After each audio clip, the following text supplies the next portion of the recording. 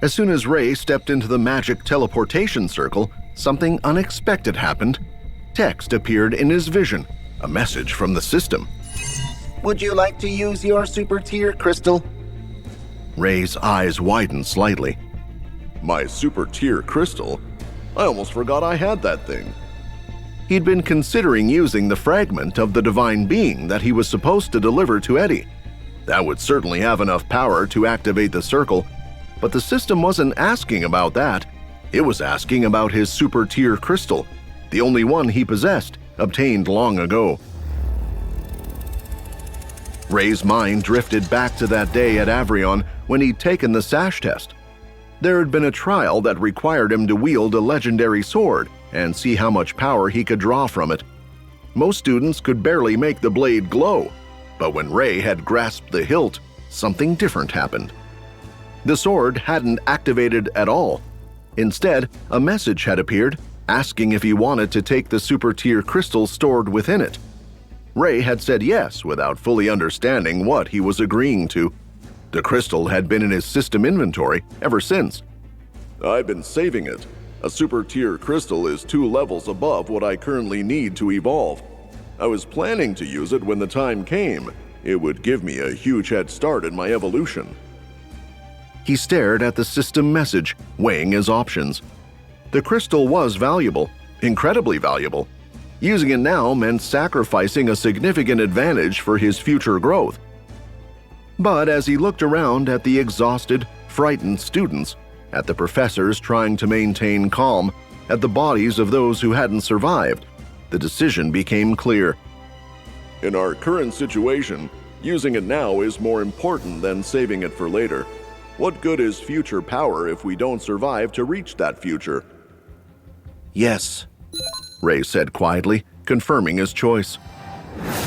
The moment he spoke, something extraordinary happened. The super tier crystal materialized from within his body, appearing in the air before him.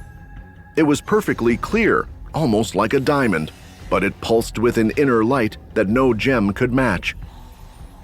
The crystal floated upward, moving on its own toward the center of the magic circle. It drifted past Ray, hovering over the ancient well at the village's heart. When it reached the exact center point, it began to glow. The effect was immediate and dramatic. The lines Cato had been carefully drawing across the ground started to light up, one after another. The glow spread outward from the center like ripples on a pond, each rune and symbol illuminating with powerful magical energy. Cato had been crouched on the ground, meticulously drawing another section of the circle. He looked up suddenly, his drawing crystal falling from his hand. What's going on? Cato called out, confusion evident in his voice. All he could see was Ray standing calmly in the center of the circle, and beside him, a crystal floating above the well, radiating light. It seems I have solved the problem of powering the teleportation, Ray said simply. Cato scrambled to his feet. But how? You would need an incredibly strong source of power to activate something as large as this. The circle is designed to transport about 30 people across an enormous distance. The energy requirements are… Ray pointed to the crystal hovering above the well. I placed one of my beast crystals in the center. I hope it can help you. One of your beast crystals? Cato repeated. His academic curiosity immediately took over. He ran toward the center of the circle, his eyes fixed on the floating crystal. When he got close enough to examine it properly, Cato's jaw dropped.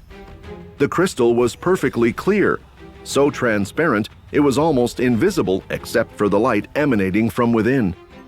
He'd studied magical theory his entire life, and he knew what crystal clarity indicated. The clearer the crystal, the higher the tier of beast it came from, Cato thought, barely able to believe what he was seeing. Is this a super tier crystal? Cato whispered, more to himself than to Ray. Ray didn't answer, but his silence was confirmation enough. This will work, Cato said, his voice filled with amazement. This will definitely work.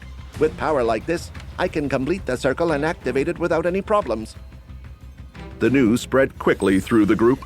Students who had been sitting in dejected silence suddenly sat up straighter. Professors who had been wearing expressions of worry allowed themselves small smiles of relief. Did you hear? We're going home. Ray provided a crystal powerful enough to activate the circle. We're actually getting out of here. The atmosphere in the village transformed. Where there had been despair and fear, now there was hope. The mood lifted considerably, and people began talking and even laughing again. Springett approached Bliss, her expression more serious. What should we do about the two bodies? She asked quietly, referring to the students who had been killed by the shadow beasts earlier. Bliss looked troubled. We need to handle this properly. Their families deserve... We don't have time to give them a proper burial, Springett interrupted gently. and we can't use the teleporter to transport bodies. The magic doesn't work that way. We'll just have to move them into one of the houses and leave them here. The group of students standing nearby overheard this conversation. They gulped nervously at the thought of having to move those bodies with their bare hands. One body was half mangled from claw marks. The other had been partially eaten. Nobody wanted to touch them, but somebody would have to. Without saying a word, Ray started walking toward the bodies. Ray, you don't have to... Springett began. Ray ignored her. He stopped beside the first body and raised his hand above it, palm down. Fire attribute, Ray said calmly. Flames erupted around the corpse, but these weren't normal flames. They burned with intense heat, white hot at the center. Within seconds, the entire body was engulfed. The fire consumed everything: flesh, bone, cloth. In less than a minute, nothing remained except fine black ash. Ray moved to the second body and repeated the process. fire attribute. Again, the intense flames appeared and did their work. When the fire died down, Ray simply stood there and waited. A breeze picked up, scattering both piles of ash across the village and into the forest beyond. Springett stared at where the bodies had been. Fire magic as well, She said quietly. and incredibly powerful fire magic at that. It even managed to burn the bones to ash. Most fire magic users can char flesh, but bone requires temperatures far beyond normal magical flames. Just how many abilities does this boy have? Ice, lightning, fire, and that's just what we've seen. How is this possible? Ray brushed his hands together, though they weren't dirty. His task complete, he had nothing more to discuss with the group. He turned and walked toward Noir, who had been lying patiently at the edge of the village. The small crowd of students who had gathered around the wolf, admiring her beautiful dark fur and unusual size, quickly scattered when they saw Ray approaching. They practically tripped over themselves getting out of his way. It wasn't that they were ungrateful. Having someone strong and powerful on their side was reassuring in this dangerous place. But Ray also terrified them. They'd seen what he did to Blake, who was supposed to be the strongest student in the academy. Blake hadn't stood a chance. Ray settled himself on Noir's back, using her thick fur as a cushion. He closed his eyes, but not to sleep. Every few seconds, he would crack one eye open and look in a specific direction. He was watching someone. Nora noticed it first. She leaned close to Bliss and whispered, Hey, Bliss, that boy keeps looking over here. I know. Bliss replied quietly, not turning to look at Ray. More specifically, he keeps looking at you. Nora added with a grin. Bliss shifted uncomfortably. I don't know why, but I have the strangest feeling I've met him before. There's something familiar about him, but I can't place it. Nora's grin widened. Her short stature and round face made her look even younger than she was. When she smiled like this, she resembled an excited little kid. Do you think he likes you? She asked innocently. Don't be ridiculous. Bliss said, her voice sharp. I'm just saying, he's been staring at you for a while now.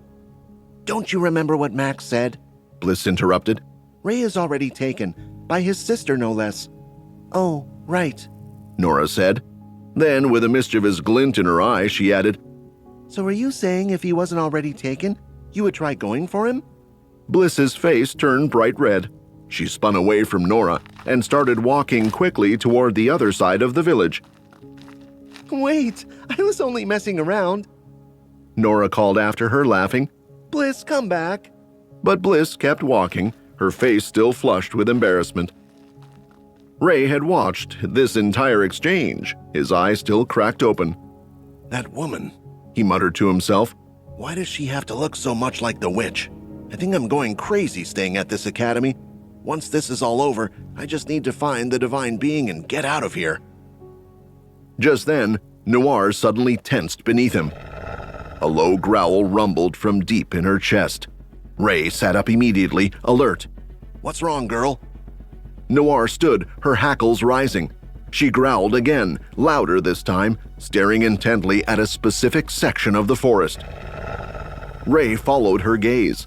At first, he saw nothing, just trees and shadows. But then, a figure emerged from behind the trees, stepping out of the darkness. It was a man, or at least it appeared to be. He wore a long black robe with a hood pulled low, concealing his face. In his hand, he carried a tall staff topped with a glowing crystal. A man? Human? But what's he doing here? How has he survived in this place? The hooded figure walked slowly toward the village. He moved with the careful, measured steps of someone very old.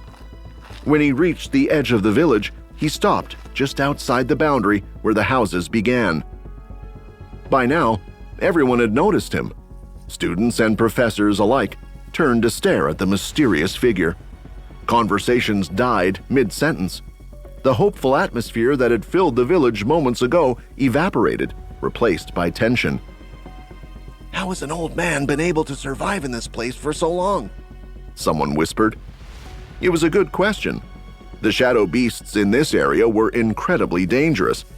Yet this old man appeared completely unharmed, calmly walking out of the forest as if he'd just been taking a pleasant stroll. The old man stood there for a moment, perfectly still. His face remained hidden beneath his hood. He slowly turned his head, looking over the gathered group. His gaze seemed to linger on each person, studying them. Ray felt Noir's muscles coiling beneath him, ready to spring. His hand moved instinctively toward his sword. Something's not right. The way he's just standing there, examining us like we're insects in a collection. And that staff, the crystal at the top is glowing brighter now. Finally, the old man raised his staff and pointed it directly at one specific student in the group. You! The old man said. His voice was surprisingly strong for someone who appeared so elderly. It carried clearly across the village. You come with me, if you want the rest to live. Every head turned to see who the old man was pointing at. It was Eddie. Eddie's face went pale. Me? Why me? The old man didn't answer. He simply stood there, staff extended, waiting. Ray climbed off Noir's back. Of course it's Eddie. This has to be connected to the divine being somehow. But who is this old man? And what does he want with Eddie? Nobody's going anywhere. Ray said loudly, stepping forward. Eddie stays here with us. The old man's hood turned toward Ray. Although his face remained hidden, Ray felt the weight of the old man's gaze. It was cold, calculating, and completely unafraid. Foolish boy, the old man said quietly. You have no idea what forces you're dealing with.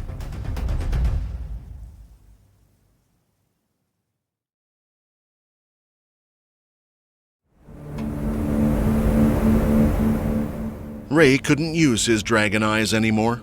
That ability was gone for a few days. But he didn't need supernatural sight to sense the power radiating off the old man. It pressed against him like a physical weight, heavy and suffocating. The air itself seemed darker around the figure in black robes. Noir felt it too. The wolf's hackles were raised, her body coiled like a spring, ready to attack. But she didn't charge. She waited, taking her cue from Ray's caution. Smart girl. This isn't some mindless beast we can just rush down. This needs a strategy. And first, I need to know who this man is and what he wants, Ray thought, watching the man. The old man appeared to be alone. No visible guards, no obvious backup.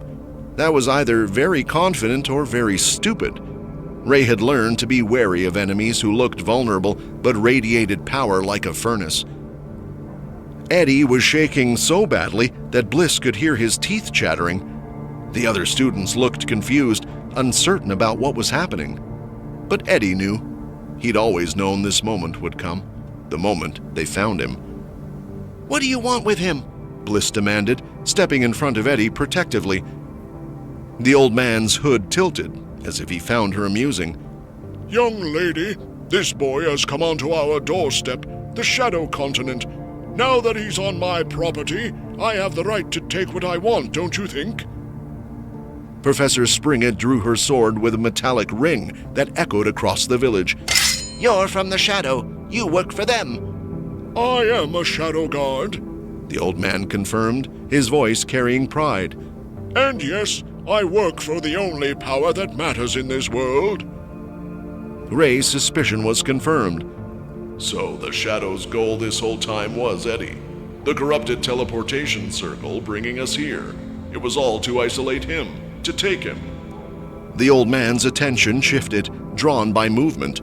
Cato was still working on the teleportation circle, completely oblivious to the confrontation happening nearby. His concentration was absolute, his hand moving in precise patterns as he completed another section. "You're planning to leave so soon?" The old man said, amusement coloring his ancient voice. "But you only just arrived. Surely you should stay longer. Experience the hospitality of the Shadow Continent." He began walking forward slowly, casually, as if taking a stroll through his own garden. "I'm afraid I can't let you leave," The old man continued. "As one of the Shadow Guards, I would be considered a laughingstock by the others if I let a group of students escape. My reputation is important to me." Professor Flynn and Professor Springett were both sweating now despite the cold air. Their hands trembled on their weapons. Ray could see the fear in their eyes, the recognition of something terrible. "Shadow Guard," Flynn whispered, the words barely audible. Springett's sword wavered. "We can't fight one of them. We can't." The Shadow Guards were legendary. They were the Shadow's public figures, the commanders of its armies, the enforcers of its will. Each one was powerful enough to lead an assault on a kingdom. The old kingdoms, the ones that had fallen before the current 6, had been destroyed by these very people. The old man walked past the professors as if they weren't there. Flynn and Springett held their weapons out, making a show of defense, but they didn't attack. Couldn't attack. The difference in power was too vast. Suddenly, a massive fireball erupted from the side, shooting toward the old man. It was huge, larger than any fire spell the students had seen, larger than anything most mages could produce, burning with intense heat that made the air shimmer. The old man barely reacted. He lifted his staff, and a black rift tore open in the air before him. The fireball flew directly into the rift. The rift closed. A distant explosion echoed from somewhere far away, muffled by distance and dimensions. "Who dares try to stop me?" The old man said, turning to see who had attacked. Ray stood with his hand still raised, smoke curling from his gauntlets. "No one is taking anyone without my permission." "Ah, the brave young man." The old man studied Ray with those glowing red eyes. "I was going to be merciful, you know. I just wanted the boy. I was going to give you all a chance to live by leaving you alone in the continent. Perhaps you would have found your way out eventually. Who knows? Stranger things have happened." He raised his staff again, pointing it at the sky. "But now you forced my hand. Now you leave me no choice." Multiple black rifts tore open in the sky above the village. Dozens of them scattered across the purple-gray clouds like wounds in reality itself. Creatures began falling through. The skinless red spiders, the white-furred monkeys with their foam-flecked mouths, the tentacle hounds Ray had fought earlier. They rained down from the rifts, hitting the ground with wet thuds and immediately attacking the nearest students. Screams erupted across the village. Professors! Ray shouted. Go protect the students. Round them up and get them to the circle. Make sure Kato finishes it as soon as possible. But what about... Flynn started. I'll deal with the old man. Ray interrupted. Just keep everyone alive until the circle is ready. The professors snapped out of their paralysis, energized by Ray's command and the screams of their students. They ran toward the chaos, weapons raised. More creatures fell from the rifts, larger ones now, intermediate tier beasts that hit the ground running. Even some advanced tier beasts, massive creatures that made the basic tier monsters look like children's toys. Noir! Ray called. Go help them. They'll need you. Noir hesitated, not wanting to leave her master alone with this dangerous enemy. But Ray's order was clear. She howled once and sprinted toward the center of the village, where students were fighting for their lives. Before Bliss, Eddie, Nora, and Max ran to join the others, they turned back to look at Ray one last time. Something about the scene struck them all, a strange sense of déjà vu that none of them could quite place. Ray was standing alone between them and danger. Ray was facing down an overwhelming threat while telling them to run. Ray was sacrificing his safety for theirs. Where have we seen this before? Bliss thought, but the memory stayed just out of reach before it struck her. Back in the training center at Roland Academy, Ness had done exactly this. He had stood between them and the corrupted beasts after the teleportation circle activated and malfunctioned. He fought to protect them all, taking all the dangers head on. Don't die, bro, Max said, meeting Ray's eyes for a moment. Then they ran, leaving Ray alone with the Shadow Guard. Now, only two figures remained on the outskirts of the village. Ray in his black armadillo armor, gauntlets raised. The old man in his dark robes, staff glowing with malevolent power. You have seen my power, the old man said. Yet you are unafraid? Curious. Most people would be running by now. Huh, Ray replied casually. You think this is impressive? I once knew a girl who could make meteors fall out of the sky. Actual meteorites, burning as they entered the atmosphere. She would be able to get rid of this field of monsters in an instant. You think your simple lies will upset me? The old man chuckled. And the old me, Ray muttered under his breath, would have been able to wipe you all out in a single breath. But Ray was telling the truth. In his grand battle against the witch, in his previous life, in memories that sometimes felt more like dreams, she had sent meteors crashing down on him, had torn apart the battlefield with casual gestures of her hand. Compared to what I've already survived, this old man is just another obstacle. Well, the old man said, raising his staff dramatically, I have a special gift just for you, kid. Those other beasts attacking your friends are nothing, mere distractions. But this is the king of this entire area, has been for years, the most powerful beast for miles in any direction. Another rift opened above them, larger than any that had appeared before. Something massive began falling through, so large it took several seconds to fully emerge. The creature plummeted toward the ground, but as it fell, Ray noticed something odd. Its limbs were flopping about uselessly, not positioned for landing, not braced for impact.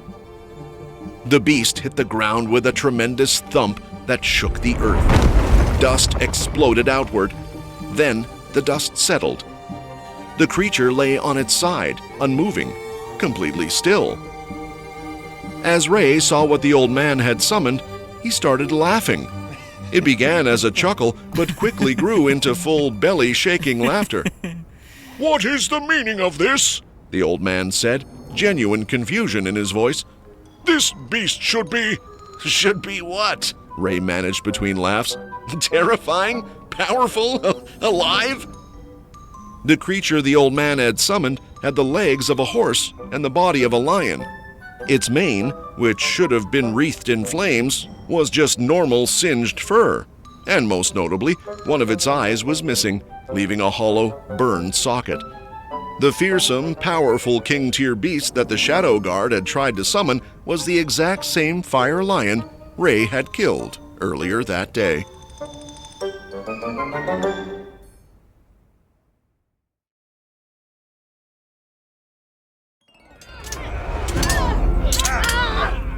The students and professors clustered near the well in the center of the village, forming a desperate defensive perimeter. Their strategy was simple because it had to be. Protect two things at all costs: the super-tier beast crystal hovering above the well, pulsing with power, and Kato, still on his knees, drawing the final sections of the massive teleportation circle. If either was destroyed, they were all dead. They would be trapped in the Shadow Continent forever, or at least until the beasts tore them apart. Professor Springett and Professor Flynn positioned themselves closest to the crystal, their weapons ready. Around them, students fired energy blasts after energy blasts at the creatures pouring from the rifts. The upperclassmen added elemental attacks: fire, ice, earth, anything to slow the advancing horde. Meanwhile, Bliss and her friends, Max, Nora, and Eddie, formed a protective ring around Kato, who was oblivious to everything except the intricate patterns flowing from his writing crystal. "How much longer?" Bliss shouted, deflecting a spider's web with an energy blast. "Don't talk to me," Kato muttered, his eyes never leaving the ground. "Need concentration." This time, nobody was holding back. Nobody was conserving energy for later. There was no later. There was only now, and survive until the circle is complete. Even Blake, stripped of his lightning magic, fired energy blast after energy blast with grim determination. His face was set in hard lines, jaw clenched, eyes focused. He'd lost his pride earlier when Ray humiliated him, but he hadn't lost his survival instinct. "We're not dying here. I refuse to die here. I'll survive this, get home, and then Ray will pay for what he did," Blake thought, firing again. The students were terrified, exhausted. Some were injured, but they kept fighting because of one thing: hope. The teleportation circle was almost done. Home was within reach. They just had to hold on a little longer. "Keep going!" Springett shouted, cutting a white monkey in half with her sword. Black blood sprayed across her face, but she didn't wipe it away. "It's not much longer now." She had no idea how much longer Kato actually needed. It could be 5 minutes, could be 30, but she would keep shouting encouragement because hope was the only thing keeping these students on their feet. Noir had joined the battle, and her presence changed everything. 3 advanced tier beasts had fallen through the rifts, massive creatures that towered over the intermediate and basic tier monsters. Any one of them could kill a student in seconds. Noir could fight one advanced tier beast in single combat and win, but 3 at once? That was dangerous even for her. So she adapted. She used her incredible speed to dart between them, never staying still long enough for any of them to land a solid hit. A slash here with her poisoned claws, a quick bite there, small wounds that would do nothing against armored hides under normal circumstances. But her claws weren't normal. They were advanced tier beast weapons, coated in scorpion venom. Each small cut, each minor wound delivered poison directly into the creature's bloodstreams. And slowly, so slowly, the advanced tier beasts began to weaken. Their movements became sluggish, their reactions slowed. The poison was doing its work. But while most of the students were managing, barely, the group protecting Kato was struggling. Bliss had already expended most of her energy fighting the spiders earlier. Her arms shook with each spell she cast. Sweat poured down her face despite the cold air. "I can't keep this up," Bliss gasped, firing another weak energy blast. Princess Nora saw her friend faltering and made a decision. "Guards, with me!" She moved toward Bliss's position, her 2 upperclassmen bodyguards following immediately. All 3 clapped their hands together in perfect synchronization. The ground rumbled. Earth rose in a protective wall around Kato, blocking incoming attacks. "Thank you," Bliss said, relief flooding through her. "We protect each other," Nora replied simply. That's what friends do. But it wasn't enough. More creatures kept falling from the rifts. The swarm seemed endless. For every beast they killed, 2 more emerged. Is there any way we can close that rift? Max asked, smashing a spider with a rock. It would stop the creatures from coming out. I think the only way is killing the Shadow Guard member, Bliss replied between gasps for air. Kato, how much longer on the circle? Just a little longer. Kato's hand moved in precise patterns, adding another rune. Almost there. Then the sky darkened further. A new rift opened, larger than the others, and from it emerged not individual creatures, but a swarm. Hundreds of bat-like monsters with leathery wings and needle-sharp teeth. They descended toward Kato's position like a black cloud. Oh no, Max breathed. We can't stop that many. Bliss turned to Eddie, who'd been standing frozen the entire battle, not casting a single spell. Look, Eddie, she said urgently, grabbing his arm. I don't know why you're hesitant to use your powers, but if you don't use them right now, we're all going to die. Yeah, Eddie, Max added. The situation can't get worse than it already is. Everything here is already trying to kill us. Max understood why Eddie was hesitant. Whenever Eddie used his power, it attracted the beast's attention, made him a target. But right now, being a target didn't matter if they were all dead. Eddie looked at the swarm of bats descending toward them, looked at Bliss's desperate face, at Max's pleading eyes, at Kato, still drawing, completely vulnerable. They'll all die if I don't do something. They're going to die because I'm too afraid to use the magic. No, I can't be selfish. I have to save them all, no matter what. He made his decision. Eddie raised both hands toward the swarm. His eyes closed in concentration. Energy began swirling around his palms, not visible to others, but he could feel it gathering, responding to his will. The first bat exploded mid-flight, then the second, then 5 more simultaneously. The entire swarm began detonating like fireworks, one after another, black blood raining down across the village. Within seconds, hundreds of bats were reduced to falling corpses. Holy! Max stared in amazement. But Eddie's face showed no triumph, only dread. Every beast in the village, the ones fighting Noir, the ones attacking students, the ones emerging from rifts, suddenly stopped. Their heads all turned in unison toward one point, toward Eddie. No, Eddie whispered. not again. Please, not again. The creatures abandoned their previous targets and charged. All of them. They're all coming for us! Nora shouted. This was what Eddie had feared, what he'd always feared. His power didn't just kill beasts, it called to them, drew them like moths to flame, made him the only target that mattered. Eddie knew what he had to do, the only way to save his friends.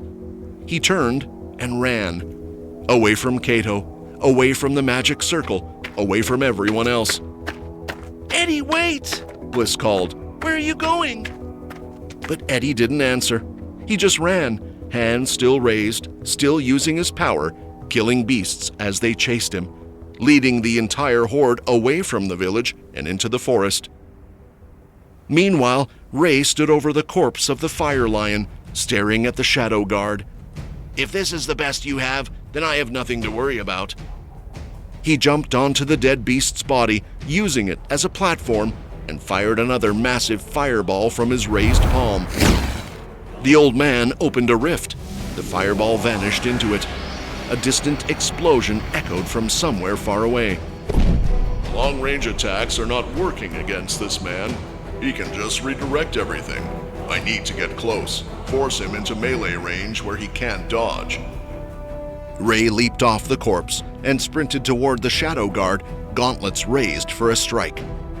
But before Ray could close the distance, the old man opened a rift beneath his own feet and stepped into it. The rift closed behind him instantly. Where did he go? Then Ray felt it, that same attractive energy he'd sensed earlier. the power that had drawn him to this village in the first place. It pulsed from behind him, from the direction of the village. It's coming from Eddie. That's why the shadow wanted him. That's why they corrupted the teleportation circle. Ray turned and ran back toward the village. He didn't have time to chase the old man through dimensional rifts. He needed to know what was happening to Eddie. As he reached the village edge, he saw the situation immediately. Students were fighting, but most of the beasts were ignoring them, running past them, all heading in one direction, into the forest. And ahead of them, barely visible between the trees, was Eddie, still running, still using his power, still drawing the entire horde after him like a living lure. I did it! Kato's voice rang across the village. The magic circle is complete! Cheers erupted from the students. They began gathering in the center, moving toward the glowing formation. Professor, what are we waiting for? One student shouted. Let's get out of here! Not yet! Max protested. What about Eddie and Ray? Professor Springett's face was anguished. She looked at the complete circle, at the exhausted students, at the super tier crystal that was pulsing with power, and then at the forest where Eddie had disappeared. She had to make the hardest decision of her life. 1 minute, Springett said, her voice breaking slightly. That's all I can give them. 1 minute, then we're leaving. Ray understood immediately. He could see it in Springett's eyes. The guilt, the necessity, the cold calculation of lives saved versus lives lost. They would leave without him and Eddie if they had to. Ray could use his teleport skill to escape any time, but Eddie couldn't. Ray put 2 fingers in his mouth and whistled loudly, a sharp, piercing sound that cut through the chaos. Noir's head snapped toward him immediately. She abandoned her fight with the advanced tier beasts and sprinted to his side. Ray climbed onto her back. Eddie! We need to get Eddie! Noir understood.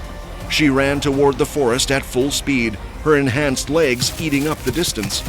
Within seconds, they'd caught up to Eddie, who was still running, still barely ahead of the pursuing horde. Get on! Ray shouted, extending his hand. Eddie looked back, saw Ray and Noir, and made a desperate leap. His hand caught Ray's, and Ray hauled him onto Noir's back. The wolf turned on a single paw, reversing direction instantly, and ran back toward the village at full sprint. Behind them, the horde gave chase, but Noir was faster, much faster. They're here! Bliss shouted as Noir burst from the forest. Quickly, Kato! Activate the magic circle! Kato placed both hands on the ground. His lips moved, speaking words in an ancient language that none of the students recognized. The runes and symbols drawn across the village floor began glowing brighter and brighter until looking directly at them hurt the eyes. Noir leaped into the air, carrying both Ray and Eddie, and landed safely within the circle's boundaries. Power surged.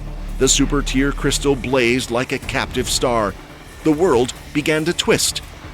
And then a new rift opened. Not in the sky, not in the forest. Right in front of them, inside the teleportation circle. But then something unexpected happened. The shadow guard stepped through, his red eyes glowing, his face split in a terrible smile. I'm coming with you, the old man said.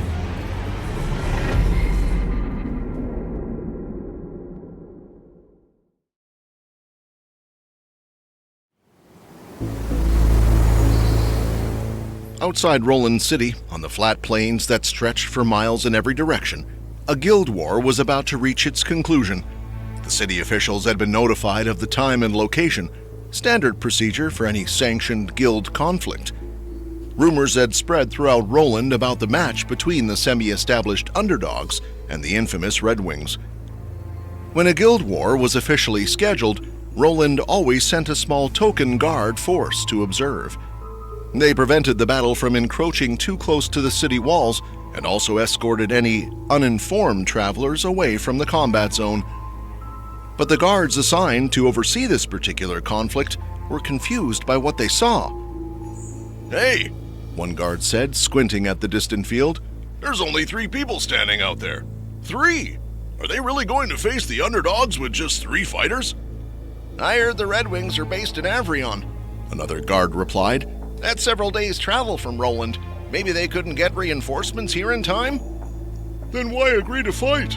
A third guard asked. Why not just leave the city? Sure, it would hurt their pride, but that's better than dying for nothing, right? The first guard shook his head. Makes no sense.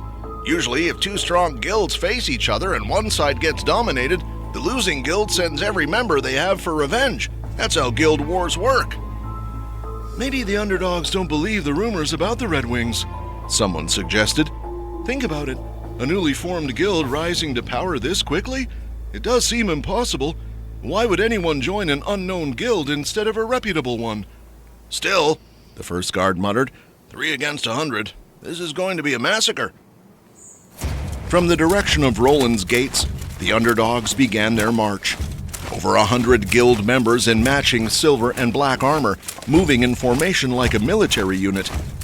At their head walked Osborne, his massive frame making him visible even from a distance. They took their position opposite the 3 Red Wings members, a young woman with a bow, a large man with no weapon, and an old man standing slightly behind them both. I can't watch this, One guard said. they're going to be slaughtered. But what happened next made every guard question whether they were hallucinating. The woman, Martha, stepped forward, drew her bow, and fired a single arrow into the mass of 100 men. It struck one of Osborne's lieutenants in the shoulder, knocking him down. Are you prepared to hand over the King Crystal? Osborne's voice boomed across the field. Martha's response was another arrow, this one aimed directly at Osborne himself. He raised his massive shield, deflecting it at the last second. Get them! Osborne roared. The 100-strong force charged forward like an avalanche of steel and fury, weapons raised, war cries filling the air. I'll leave them to you, Martha said calmly to Jack.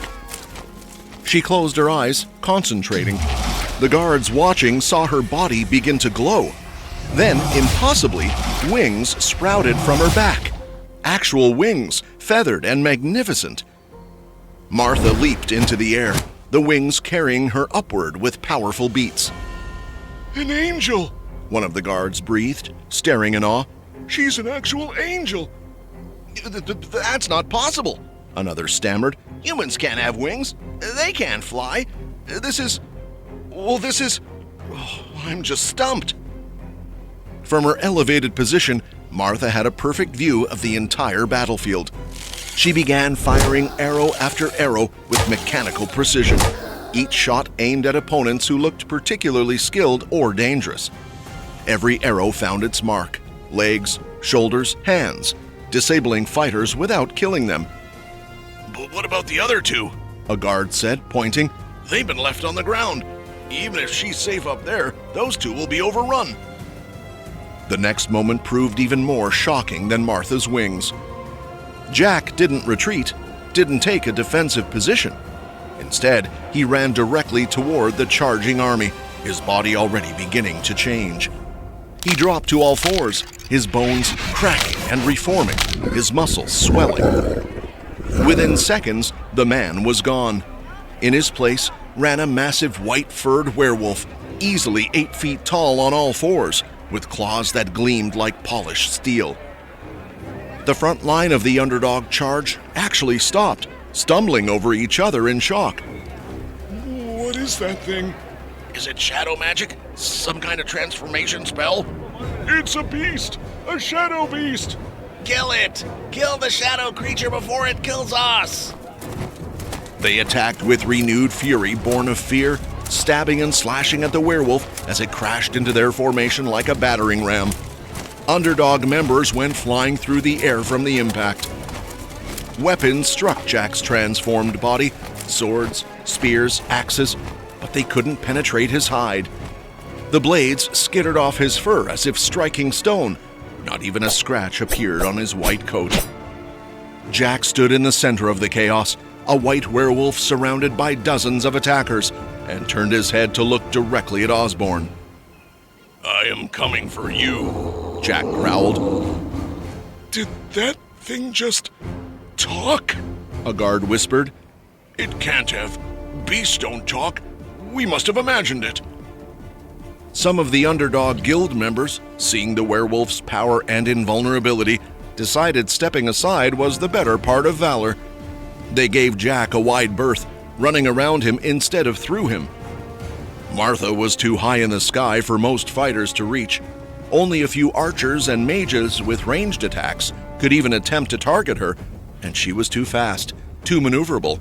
Their shots missed by yards.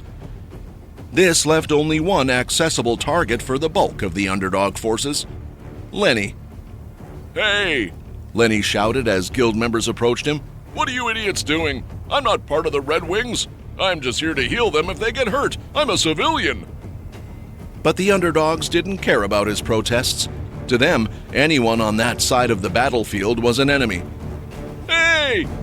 Lenny waved frantically at the guards stationed far to the side. Can't you see this? They're attacking an innocent civilian. This is illegal. Do your jobs. What is that man doing? One guard asked, too far away to hear Lenny's words. I don't know. He's waving at us. Do you think he might be calling for help? Nah, that can't be. Why would he willingly stand so close to a battlefield if he wanted help? He must just be, I don't know, cheering them on or something. With no help coming from the guards and underdog members closing in from all sides, Lenny had no choice. Fine, Lenny snapped. You idiots! I tried to warn you. Just stay away from me. He clenched his fist, and white energy crackled around it. Not the healing magic of a white mage, but something else entirely. When the first underdog member came within range, Lenny's punch sent him flying through the air like he'd been hit by a catapult. What? A guard said, watching through a telescope. Who are these people? Another guard breathed. They're all monsters. Every single one of them. Jack, in his werewolf form, reached Osborne. The underdog guild master was a large man, easily the biggest human on the battlefield. But Jack, transformed, towered over him. You think I'm scared of a stinky mutt like you? Osborne shouted, trying to mask his fear with aggression. I've killed many wolves like you. What do you think this is around my neck? He gestured to the wolf pelt hood he wore, a trophy from some previous kill. Die, beast! Osborne lifted his massive club with both hands and brought it down toward Jack's skull with all his considerable strength. Jack raised one clawed hand and caught the club mid-swing. The impact was tremendous. The ground beneath Jack's feet cracked, creating spiderweb fractures. His legs sank into the earth up to his knees from the force, but his hand didn't waver, didn't budge. Then Jack squeezed. The club, solid wood reinforced with metal bands, shattered like glass. Splinters exploded in all directions. Osborne stared at his empty hands in disbelief. This is payback for last time, Jack snarled. He swept the remains of the club aside with one hand and slashed with the other. Two claws extended, moving faster than Osborne could react. The claws traced an X across Osborne's chest. His armor, a steel plate that had protected him through dozens of battles, tore like paper. Blood welled from the deep cuts. Osborne's eyes went wide. He staggered backward, one hand pressed to his chest, then collapsed to the ground, defeated by a single blow. Silence fell across the battlefield. The underdog members who were still standing looked at their fallen leader, looked at the werewolf standing over him, looked at the angel raining arrows from the sky, and the old man who punched like a siege weapon. Weapons began clattering to the ground as guild members dropped them. We surrender! Someone shouted. Please, we give up! Don't kill us! The guards, watching from the sidelines, couldn't believe what they'd witnessed. Over 100 trained guild members, including their renowned leader, had been defeated by just 2 Red Wings fighters. The old man had barely been involved except to defend himself. Impossible, one guard muttered. The rumors were true. They really are that strong. Martha descended from the sky, her wings folding behind her back. She landed lightly next to Jack, who was still in werewolf form, still standing over Osborne's unconscious body. Lenny walked over as well, brushing dust off his robes. Did you have to get me involved in this? I told you I'm not a fighter. You did fine, Martha replied. How many did you take down? 6, but that's beside the point. I am supposed to be your healer, not your warrior. The remaining underdog members, those still conscious, had gathered in a group, kneeling in submission. Their hands were empty, their postures defeated. We're sorry, one of them called out. Please let us go free. You can keep the beast crystal. We have no problems with that. We'll even pay you for all the quests you've missed these last few days. Just please don't kill us. Martha scanned the kneeling crowd until her eyes found a specific face. Rick. The man who'd started this entire conflict.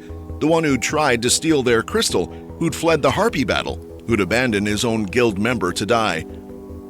You're free to go, Martha announced, but only on one condition. Anything, the underdogs said in unison. Martha pointed directly at Rick. You give him to us. Rick's face went white. What? No, you can't. I'm a member of the underdogs. They won't. But the other guild members were already backing away from Rick, leaving him isolated. They'd lost their leader, their pride, and their reputation. They weren't about to risk losing their lives for Rick as well. Take him, someone said. He's yours. Rick tried to stand, to run, to protest. But before he could do any of those things, the ground beneath everyone's feet began to glow. A massive magic circle appeared, covering the entire battlefield. Runes and symbols blazed with blue light, spreading outward from a central point that hadn't been there moments before. What is this? Martha said, taking a step back.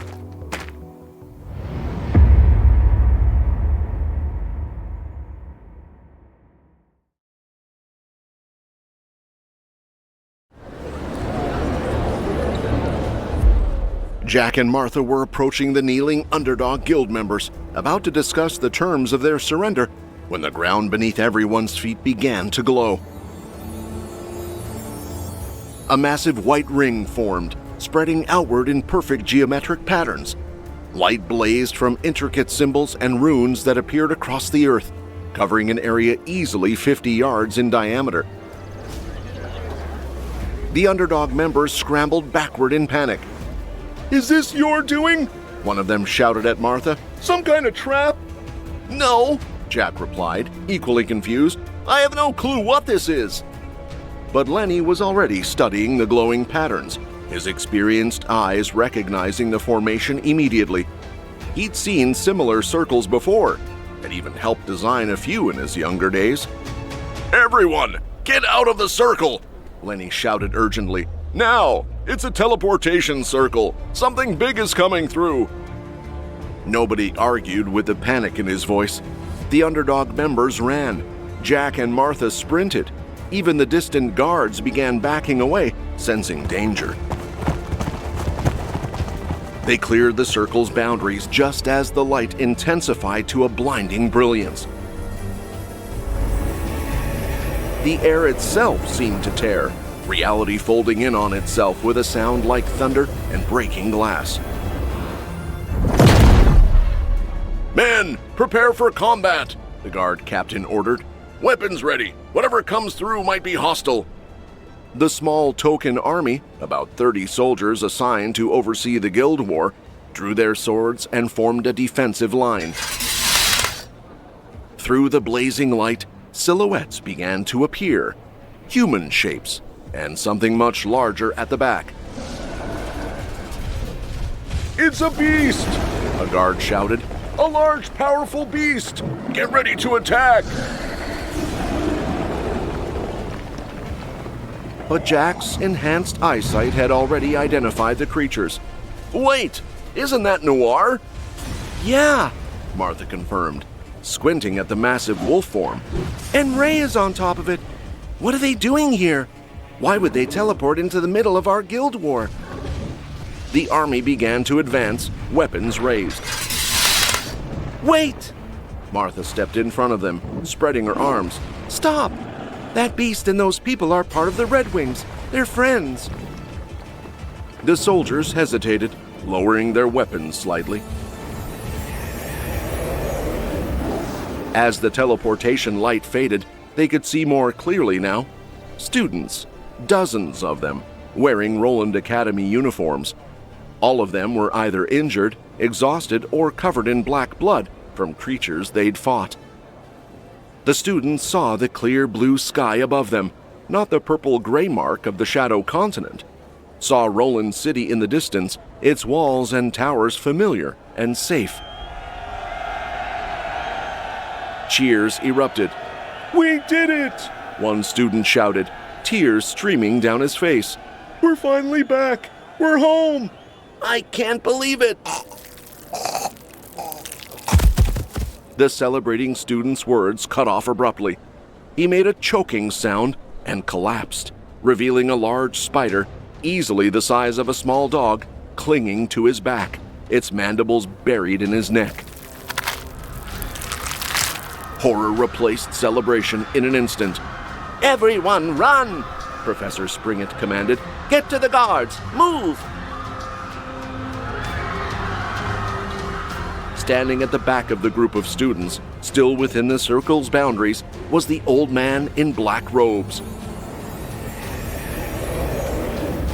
Two black rifts hovered beside him, already spawning creatures. Spiders, hounds, monkeys, hundreds of them pouring through dimensional tears into the Roland countryside. The battleground was quite far from where the guards stood, at least 200 yards. They could hear screaming, but couldn't see the details of what was happening. But Martha could. Her evolution had given her the enhanced vision of the harpies. Even from this distance, she could clearly see the shadow creatures emerging from the rifts, see the students running in terror, see the old man commanding his forces. The students are being attacked, Martha said urgently. We have to help them. And Ray, he's still back there. She didn't waste time explaining further. Her wings sprouted from her back, and she launched herself into the sky with powerful beats, flying toward the chaos. Jack turned to the Underdog Guild members huddled behind him. "Come on, you're coming with me!" "What?" Rick sputtered. "Are you crazy? Why would we risk our lives to save some kids we don't even know?" Jack started laughing. Not a friendly sound, but something darker, more menacing. "Do you not remember what you said before?" Jack asked, his eyes gleaming. "You surrendered, right? Well, your lives belong to the Red Wings now. So you have two choices. Fight those creatures with me, or fight me instead. Your call." The Underdog members looked at each other, looked at Jack, who was casually cracking his knuckles, remembered how easily he'd defeated Osborne. "We'll fight the creatures," someone said weakly. "Smart choice." Before they'd left the Shadow Continent, in those chaotic moments when the teleportation was activating, Ray had seen the old man step through his rift, had realized immediately what was about to happen. But there'd been no time to warn everyone, no time to prepare a defense. All Ray could do was give Noir one critical order. "Noir!" Ray had shouted over the sound of the activating circle. "Take Eddie back to the city, now!" "What?" Eddie said, confused. "But—" "Go!" Ray commanded. "Eddie, trust me on this. They're after you, but you'll be safe in the city. The guards might be afraid of Noir at first. They probably won't let her through the gates. But tell them who you are. Tell them to contact your mother. They'll protect you." "How do you know about—" Eddie started. "Tell your mom I've completed my mission," Ray interrupted. Then he slapped Noir's flank. "Go!" The wolf obeyed, breaking away from the group and sprinting toward Roland City with Eddie clinging to her back. Eddie's mind raced as they ran. Did he know who I really am? Did he know all along? Just who are these people? The Red Wings? What mission? What does my mother have to do with? But there was no time for answers, only survival.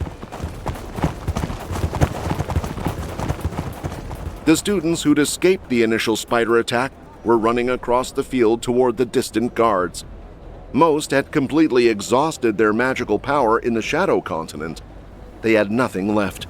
No energy blasts, no elemental attacks, no defensive spells. They were helpless. Blake was at the front of the fleeing group, shoving anyone who got in his way. Move! Blake shouted, pushing a smaller student aside roughly. Don't you know who I am? My life is more important than yours. If you don't want to mess with the Empire, get out of my way. And if you run in front of me, He shoved another student. see what happens. Bastard, someone muttered, but nobody challenged him. Everyone was too focused on running. Bliss, Max, Nora, and Cato stuck close together, along with Professors Flynn and Springett. These were the only ones who had any magical power remaining, small reserves they'd conserved carefully during the last battles. They deliberately slowed their pace, falling behind the other students, turning to face the pursuing creatures. We have to buy them time, Springett said, drawing her sword. There's too many, Flynn said nervously, his hands already glowing with white healing magic. Useless for combat, but it was all he had. We hold as long as we can, Bliss said, raising her wand. The creatures closed in. Multiple spiders, dozens of tentacle hounds, a group of white-furred monkeys leaping with preternatural speed. Several monkeys launched themselves through the air, arcing directly toward Bliss. No, she gasped, raising her hand to fire an energy blast. Nothing happened. Her mana was completely depleted. Bliss! Max shouted, reaching toward her. He thrust out his hand, trying to cast a water blade. The spell formed, barely. A thin, weak blade of water that traveled maybe 3 feet before evaporating into mist. The monkeys were still coming. Bliss raised her arms defensively, knowing it wouldn't help. An arrow streaked from the sky, piercing the lead monkey through the skull. The creature dropped dead mid-leap, tumbling past Bliss harmlessly. More arrows followed in rapid succession. Each one found its mark. Headshots, heart shots, killing the beasts instantly. Bliss looked up and saw a figure flying above them, silhouetted against the sky. A woman with wings, holding a bow. Who is that? Bliss breathed. Martha descended lower, still firing as she dropped. 10 arrows in as many seconds, clearing a path, killing anything that threatened the students. But flying and fighting while exhausted was taking its toll. Martha's wings faltered. She landed heavily in front of the group, breathing hard. Are you guys okay? Martha asked, scanning them for injuries. Thank you for saving my students' lives, Professor Springett said gratefully. Cato's sharp eyes caught something, a marking on Martha's thigh, partially visible through torn clothing, a symbol he recognized. You're from the Red Wings, Cato said, pointing. The group stared at Martha with new understanding.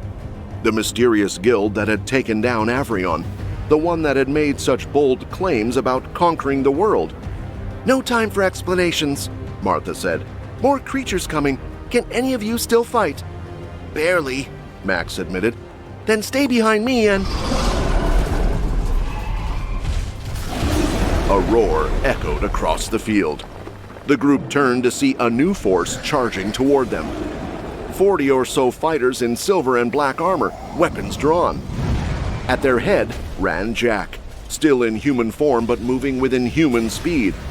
Kill all those beasts, Jack commanded. If there are any strong ones you can't deal with, call me over. I'll handle them. The underdog guild members, 40 who'd been present at the guild war, ran straight past Bliss's group. They slammed into the creature horde with desperate fury, not because they wanted to, not because they cared about the students, but because they were more afraid of Jack than they were of the shadow beasts. A battle erupted. Underdog members fought corrupted creatures. Students who could still cast supported from behind. Martha's arrows continued to fly. Jack transformed into his werewolf form, and tore through anything that broke the defensive line. The old shadow guard stood in the distance, watching his army engage with this unexpected resistance. His ancient face twisted with rage. Where did all these people come from? The old man snarled. Are they not scared for their lives? Do they not understand what I am? Ray stepped forward from the group of students, walking calmly toward the shadow guard. He'd seen Martha arrive, seen Jack rally the underdogs, knew, for whatever reason they were here, could trust them to handle the low-level beasts, which freed him for more important work. "They're not scared of you," Ray said, his voice carrying across the distance between them, "because there's something a lot scarier standing in front of you."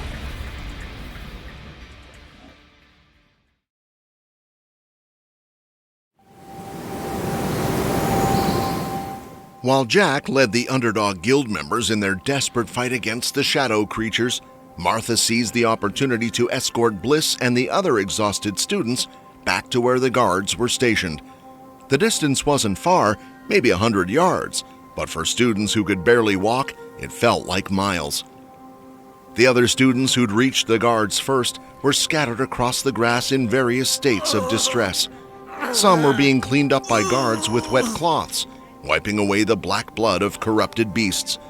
Others sat or lay on the ground while guards bandaged wounds and checked for serious injuries.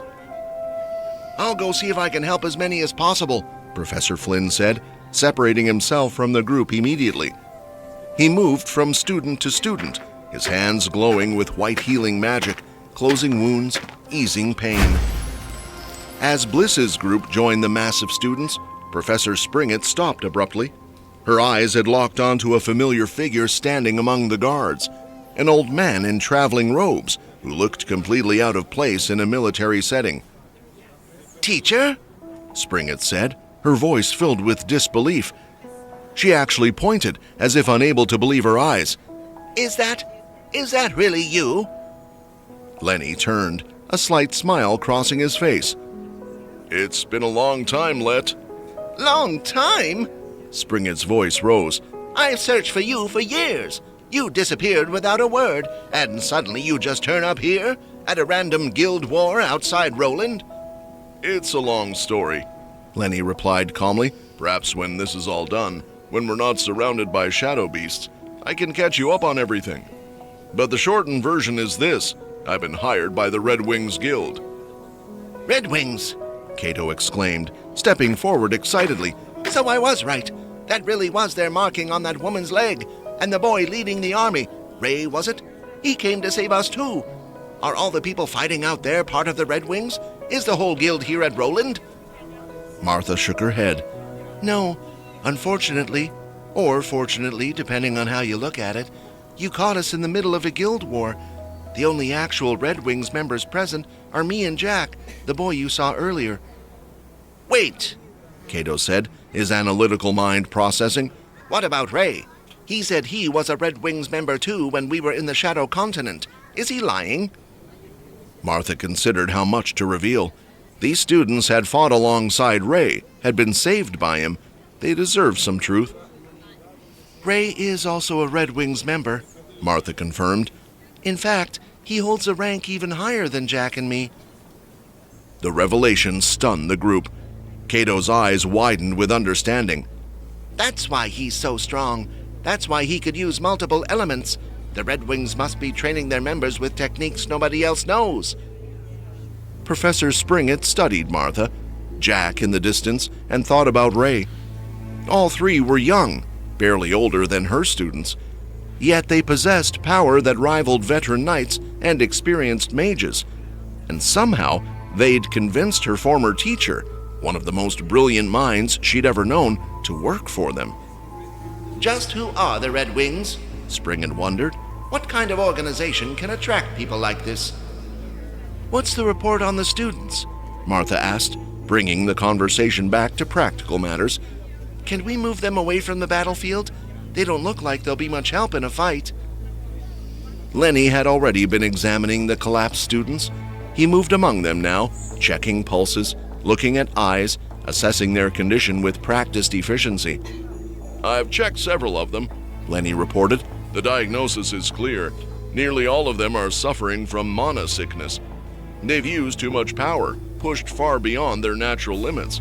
I'm frankly surprised they were able to function this long, but they physically cannot move right now. Maybe the knights could carry them back to the city, but that's not a good idea, Springett interrupted, her voice tight with worry. Those creatures seem to specifically target the weak. When we were in the Shadow Continent, if anyone tried to run or showed fear, the beasts would ignore whoever was fighting them and go straight for the vulnerable targets. If we try to evacuate these students, it could trigger a feeding frenzy. The Shadow Continent? Lenny's eyes went wide. You were actually in the Shadow Continent? But how? Springett and the others quickly explained what had happened. The corrupted teleportation circle, being scattered across Shadow territory, the battles with corrupted beasts, the appearance of the Shadow Guard, and finally, how Ray had organized their escape.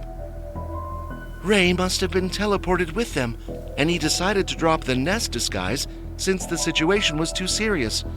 Smart move. No point hiding your identity when everyone's about to die, Martha thought as she listened. I was unable to input a precise destination for the teleportation circle, Cato added, his voice apologetic. I could only get it to transport us within a general area, somewhere in the Roland region, and I needed to make sure it would be an open field, not inside a building or underground. That's why we appeared here, in the middle of your guild war. Lenny studied Cato with renewed interest. That formation was your work? Creating a multi-person teleportation circle from memory with no reference materials while under attack? I must say, I'm genuinely impressed. Someone as young as you creating something so complex. You have real talent. Cato's face flushed with pride at the compliment from such a renowned figure. Just then, one of the guards jogged up to their group, slightly out of breath. Professor Springett, the guard said, saluting. All of the students have been given emergency first aid. We've stabilized the critical cases. We're ready to begin moving them if you give the order. Negative, Springett said firmly. Protect the students where they are for now. Set up a defensive perimeter, and send a fast rider back to Roland immediately. I need you to get in contact with one of the Tower Masters. Tell them to come here urgently. What should I tell them is the emergency, ma'am? Springett's face was grim. Tell them a Shadow Guard member is here. The color drained from the guard's face. His hand moved unconsciously to his sword hilt, as if checking it was still there. A Shadow Guard? He repeated, voice shaking. Here? On our territory? Well, this is an act of war. I'll inform them immediately.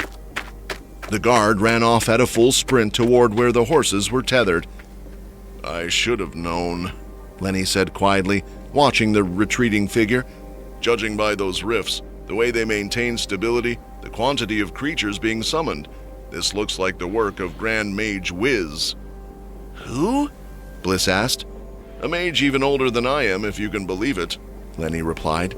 There were rumors years ago that he defected to the Shadow, joined them willingly. I'd hoped the rumors were false, but... He gestured at the rift still spawning creatures. This confirms it. His signature magical pattern is all over those portals. Teacher, Springett said urgently, is there any way we can close the portals, stop the creatures from coming through? I'm afraid not, Lenny said, shaking his head. The rifts are permanent as long as Wiz maintains them. They're not like temporary portals that close on their own. The only way to shut them down is to eliminate the source, the mage himself. Kill or incapacitate Wiz and the rifts will collapse. Then we need to help whoever's fighting him, Springett said. Who did you say was facing the Shadow Guard? It's Ray, Martha replied, the Red Wings member.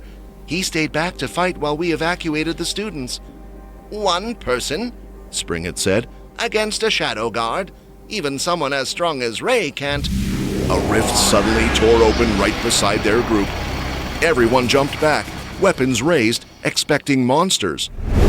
Instead, Ray tumbled through, hitting the ground hard and rolling several times before coming to a stop. He pushed himself up, breathing hard. Damn it, Ray muttered, brushing dirt off his gauntlets. He won't let me get close to him. Every time I try to attack, he just opens a rift and teleports away. It's like fighting smoke." He looked around, noticing Martha and the others for the first time. His eyes found Lenny. "Lenny!" Ray called. "Those rifts, what exactly are they? How do they work?" They work similarly to portals, Lenny explained, but they're more permanent, more stable. Think of them as tunnels. One end is the entrance, like the rifts you see here, and somewhere else, potentially miles away, is the exit. The creatures are being summoned elsewhere and walking through the tunnels to reach this battlefield. Ray stared at the two large rifts that continued to pour out shadow creatures. Jack and the underdog members were fighting desperately, but they were being slowly overwhelmed by sheer numbers.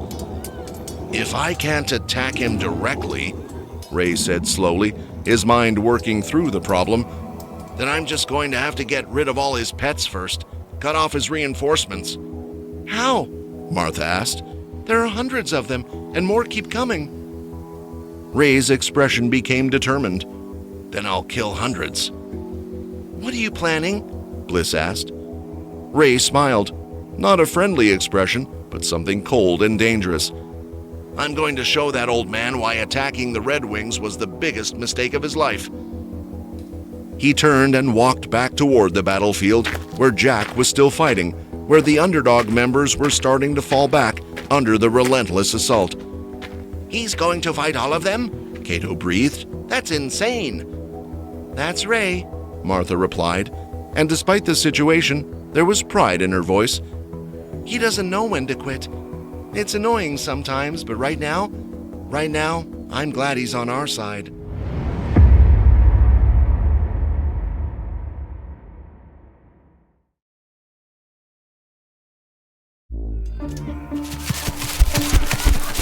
The massive black wolf's paws thundered against the corrupted ground as she raced away from the battlefield. On her back sat Eddie, gripping her fur tightly, his heart heavy with guilt and determination. Everyone back there is fighting because of me. Students are hurt. Some are even dead. All because of me. Eddie's jaw clenched. Ray had ordered him to flee, to escape the battle and get help.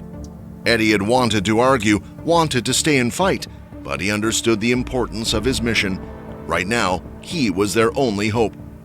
"Come on, girl," Eddie urged, leaning forward. "Let's go home. We need to save them." Noir seemed to understand the urgency. Her muscles bunched and released with incredible power, each stride carrying them faster toward their destination. As the city walls finally appeared on the horizon, Noir pushed herself even harder. Eddie could feel her acceleration, the wind whipping past his face with increasing force. Up on the city walls, a guard squinted into the distance, then his eyes widened in alarm. "A beast is coming toward the city," he shouted to his companions. "Activate the orbs!" Another guard rushed to the control panel. "Activating defensive orbs now!" Above the city walls, several floating spherical objects began to glow with an ominous light. They lifted higher into the air, then started moving outward toward the approaching wolf and rider. Eddie spotted the orbs moving toward them. "You can leave me here, girl," he called out. "I'll do the rest on foot." But Noir didn't slow down. Instead, she somehow found another gear, moving even faster than before. "Wait!" Eddie shouted, panic rising in his voice. "The orbs will hit you. Please, leave me here." She's moving faster than she has this entire journey. It's like she saved her energy specifically for this, like she knew this would happen. Eddie realized with growing alarm. The circular orbs drew closer, their surfaces beginning to glow brighter. When they reached striking distance, they opened fire. A crackling ball of lightning shot forth from the nearest orb. Noir twisted her body mid-stride, leaping to the side with incredible agility. The lightning bolt struck the ground where they'd been a moment before, leaving a scorched crater. More orbs closed in, and more lightning bolts began firing in rapid succession. Noir wove through the barrage like a dancer, her powerful legs pushing off the ground at impossible angles. Eddie held on for dear life, watching the lightning strikes miss them by mere inches. I've never seen a beast so fast, one guard muttered, watching through the defensive scope. Do you think it'll actually reach the wall? The guard leader shook his head grimly. In all my years stationed here, I've never seen a single beast reach the wall. They all fall eventually. Noir continued her desperate run, but the orbs were adapting to her movements. Each lightning strike came closer than the last. Eddie could feel the heat now, the air around them growing hot and charged with electricity. We're so close, just a little further. But Eddie had been so focused on the orbs in front that he hadn't noticed the ones circling behind. They'd surrounded Noir completely, cutting off any escape route. She jumped again to avoid a strike from the front. A lightning bolt from behind struck her hind leg. Noir howled in pain, a sound that tore at Eddie's heart. Her leg buckled and she stumbled, crashing to the ground. Eddie was thrown clear, rolling across the dirt. What did I tell you? The guard leader said with satisfaction. They never make it. Eddie scrambled to his feet just as another lightning bolt struck Noir's side. She cried out again, her body convulsing from the electrical shock. Stop it! Eddie screamed at the distant walls, waving his arms frantically. She was just trying to help. Stop attacking her! He jumped up and down, shouting at the top of his lungs, but the guards were too far away. Without using the crystal scope, they couldn't see him clearly enough to recognize him as human. Stray beasts occasionally emerged from the forest to attack the city. The guards had become efficient at dealing with them. They never bothered checking with the scope for a single beast, only for large hordes like the harpy attack from before. The orbs were also programmed to target only beasts. Humans were completely off their radar. The magic circles could be reprogrammed during wartime to attack humans too, but right now, Eddie was perfectly safe while Noir was being systematically destroyed. More orbs drew closer, their surfaces glowing brighter as they charged up for finishing strikes. In moments, Noir would be burned to a crisp. She tried to help me. She carried me all this way. Now I need to help her, Eddie thought, his hands balling into fists. Eddie ran to Noir's side and stood between her and the orbs, spreading both his arms wide. I'm sorry, girl, he whispered. I'm so sorry I got you into this. The nearest orb fired.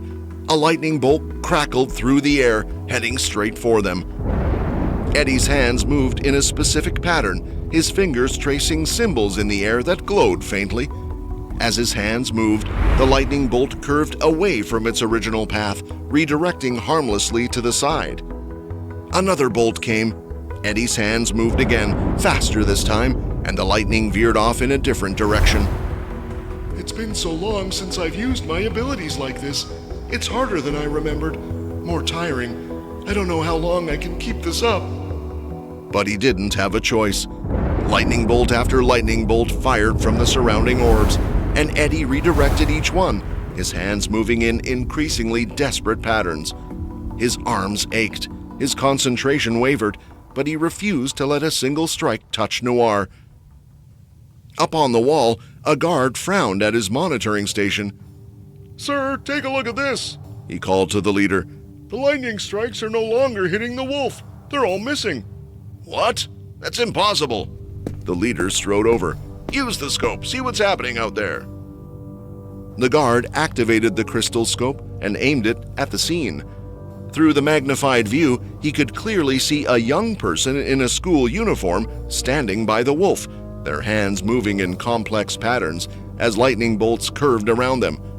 Quick, call back the orbs, the leader shouted. That's a student from Roland Academy. It might be one of the missing students. Recalling orbs now, another guard responded, working the controls. The orbs immediately ceased their attack and began floating back toward the city walls. Eddie's arms dropped to his sides and he collapsed to his knees, completely exhausted. We made it! We actually made it! The city gates opened and armed guards came running out, their weapons drawn in case the beast proved hostile despite the students' protection of it.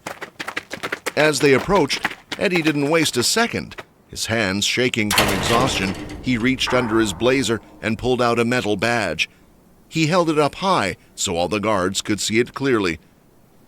"This is the mark of royalty," Eddie announced, his voice hoarse but firm.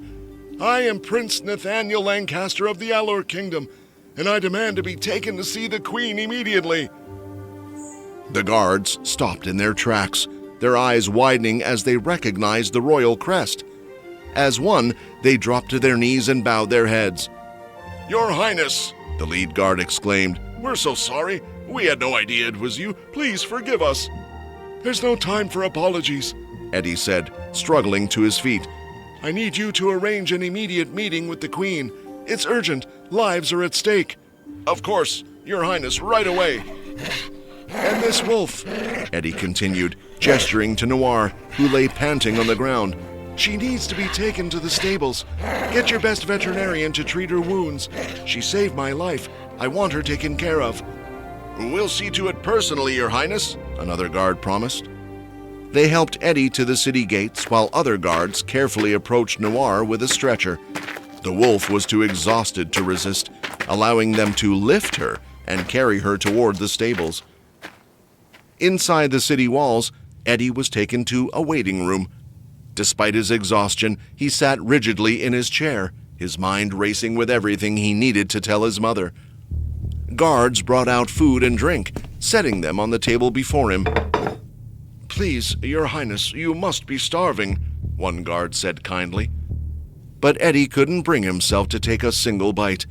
Every time he looked at the food, he saw the faces of his classmates fighting for their lives. How could he eat when they were suffering? A commotion outside the door announced the Queen's arrival.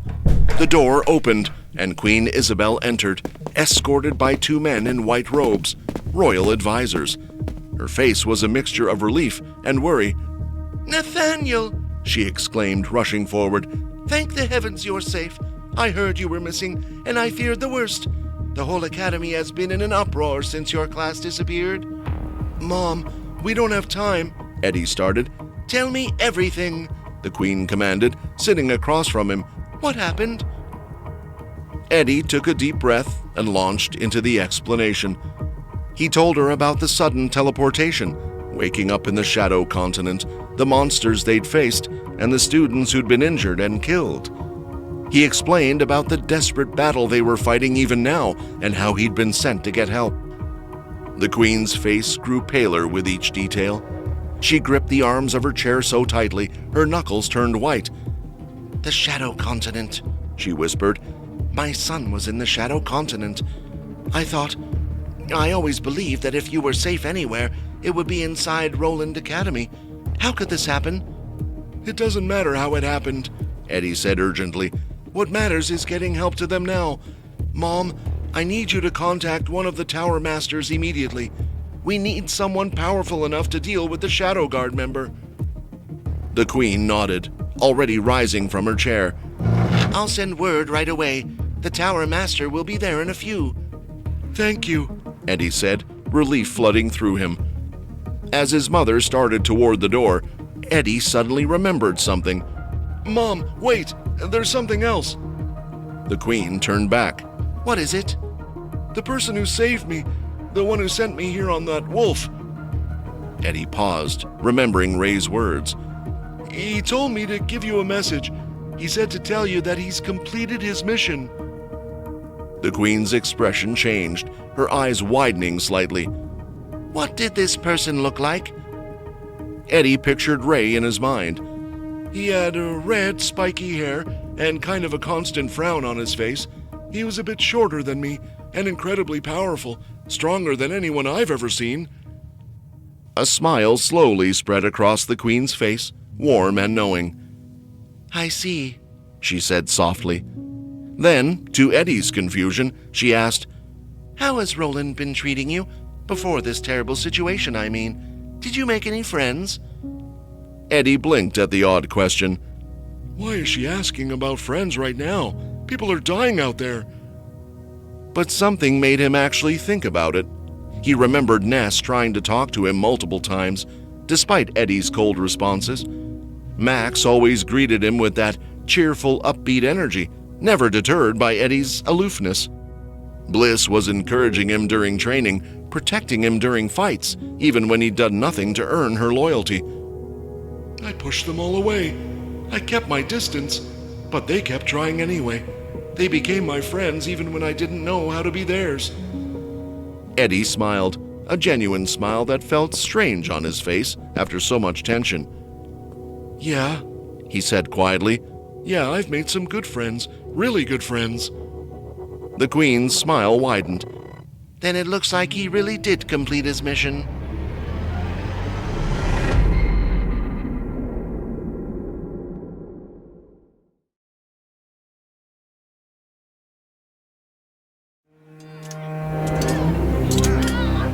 The Underdog Guild members fought with the practiced efficiency of seasoned warriors. Their blades flashed in coordinated strikes, their formations tight and disciplined. But even with all their experience, they were being overwhelmed. Against Jack and Martha, the regular guild members didn't stand a chance. Those two were simply on another level. But the shadow beasts, that was a different story. Most of the creatures pouring through the rifts were basic tier beasts, their forms twisted and empowered by shadow energy. Under normal circumstances, the underdogs could handle them easily. They'd faced tougher monsters in the past, working together as a unit. The problem was the numbers. 3 more down. One guild member shouted, his sword dripping with dark beast blood. But even as those 3 fell, 5 more bounded out of the nearest rift to take their place. I don't know how much longer I can keep this up. Another member gasped, leaning on his sword.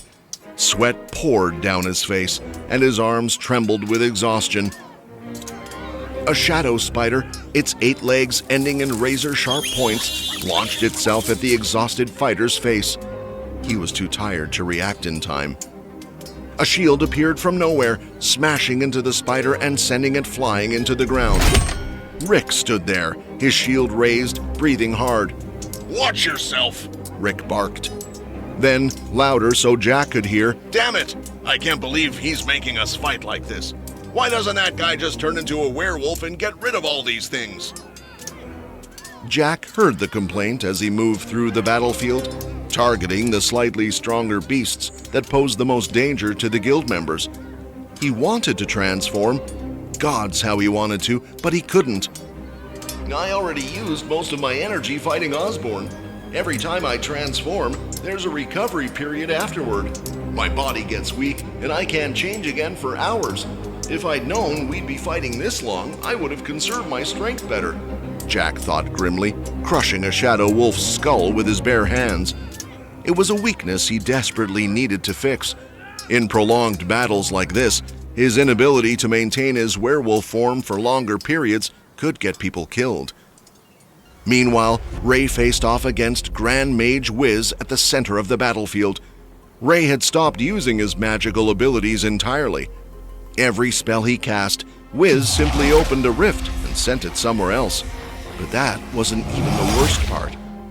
Ray was terrified of what would happen if he unleashed a truly powerful attack. If I use something big, really big, he could just redirect it at our own people. It would kill plenty of his beasts too, but he clearly doesn't care about that. He'd sacrifice 100 of them just to take out our fighters. No, magic wasn't going to work here. Ray needed a different approach. He charged forward, channeling energy into his legs to increase his speed. Time to do this the old-fashioned way, with my fists. But the moment he jumped forward, a rift materialized directly in front of him. Ray's momentum carried him through, and when he emerged from the other side, he found himself standing next to Martha and the others, exactly where he'd started. Damn it! Ray cursed. He's toying with you, Martha observed. He can open those rifts anywhere he wants. Ah! Lenny, what are these rifts, and how do they work? Ray asked in urgency. The rifts work differently from teleportation circles. With teleportation circles, once the group goes through, the circle closes, and you have to make a new one. But rifts work like tunnels, Lenny explained. Ray's eyes widened with understanding. They work both ways. Exactly, Lenny confirmed. If the beasts are coming from the Shadow Continent through those rifts, then you can... I can attack from the source, Ray finished, his mind racing with the implications. He turned and looked at the 3 massive rifts at the far end of the battlefield, creatures constantly pouring out of them in an endless tide. If he could get through one of those rifts and destroy whatever was on the other side, there was a chance he could end this war. Ray started running directly toward the rifts. "Wait! He's not seriously thinking of going into that thing, is he?" Bliss asked, her eyes wide as she watched Ray sprint across the battlefield. Martha smiled grimly. "Looks like he's already made up his mind." Springett shook her head. "I can't tell if that boy is crazy or courageous. Maybe both." Ray charged forward, weaving through the chaotic battlefield. He ran past struggling guild members, past clusters of shadow beasts, avoiding strikes from all directions. Whenever a creature got in his path, he eliminated it with a single devastating blow. A corrupted hound lunged at him from the left. Ray's hand shot out, ice forming instantly. "Ice ball!" The frozen projectile struck the hound in the head, shattering on impact and taking the creature down. 2 more beasts attacked from his right, but Ray didn't even slow down. "Fireball!" Twin spheres of flame shot from his hands, burning both creatures instantly. A white monkey swung at him with claws extended. Ray's body moved with the fluid grace of the Black Sash Knight techniques he'd learned at the Avrion Academy. He twisted, letting the claws pass inches from his face, then pivoted and drove his fist into the creature's chest. It flew backward, dead before it hit the ground. "High-level magic skills and high-level knight combat techniques," Springett muttered, watching him fight. "And he's still so young. Just who is this guy? Wait, this is starting to remind me of someone. Someone at the academy I've been keeping an eye on. They show this same level of hand-to-hand combat ability. Could it be?"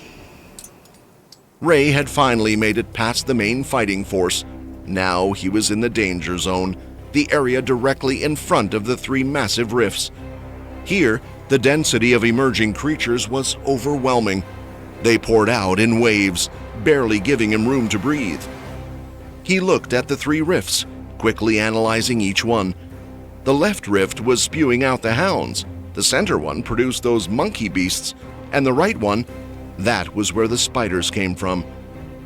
The spiders seem the most organized, like they're being coordinated. That's my target.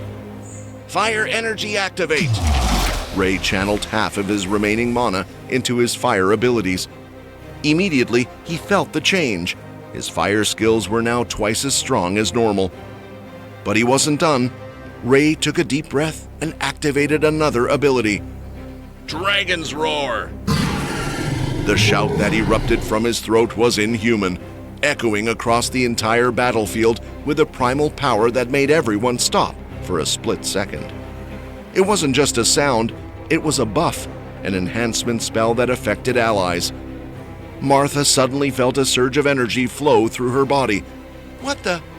I feel stronger, Jack exclaimed, his eyes widening as the buff took effect.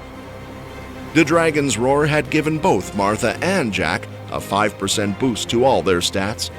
It might not sound like much, but in a battle like this, 5% could mean the difference between life and death. Ray then held out his right hand, palm open toward the spider rift. The creatures were packed so densely at the rift's entrance that he couldn't even see the portal itself anymore, just a mass of writhing, chitinous bodies. "Fire blast!" Ray expected a stream of fire, maybe a powerful jet of flame that would clear the path. What happened instead shocked even him. A torrent of fire erupted from his palm like a rocket engine igniting. The flame was so intense, so overwhelmingly powerful, that it lit up the entire battlefield. The stream of fire was as wide as Ray was tall, a roaring column of destruction that incinerated everything in its path. The recoil from the spell was enormous. His arm felt like it might be torn from his shoulder. If it wasn't for his unique body, strengthened by all his training and abilities, he was certain his arm would have been ripped clean off. The spiders didn't stand a chance. The first wave was reduced to ash instantly. The second wave didn't even have time to screech before they burned. The fire blast carved a path straight through the horde, clearing the way to the rift itself.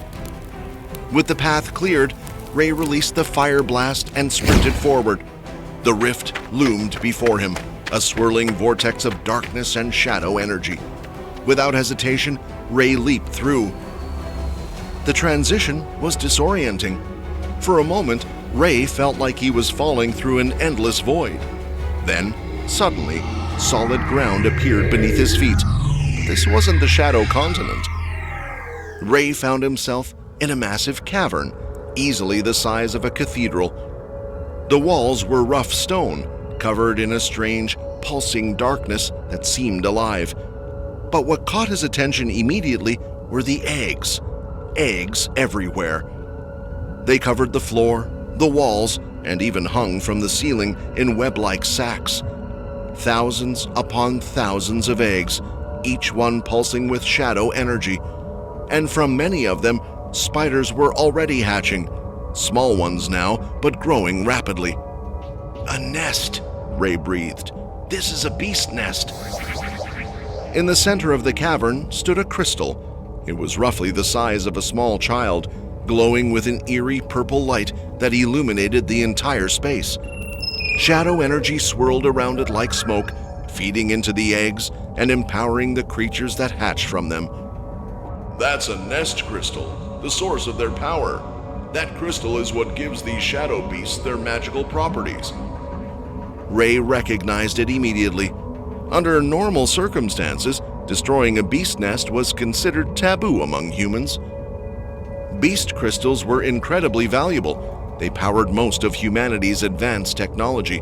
Weapons, armor, magical tools, and even everyday items relied on beast crystal energy. Destroying a nest was essentially destroying a future resource, but this was different. "This nest is being used to attack us. It's being weaponized." The crystal pulsed brighter, as if responding to his presence. More eggs began hatching, and the spiders that emerged immediately turned their attention to Ray. Dozens of them, then hundreds, beginning to advance. Ray looked at the crystal, then at the army of spiders, then back at the crystal. His hand sparked with electricity. "I wonder what would happen if I destroyed that crystal," Ray mused, a dangerous smile crossing his face.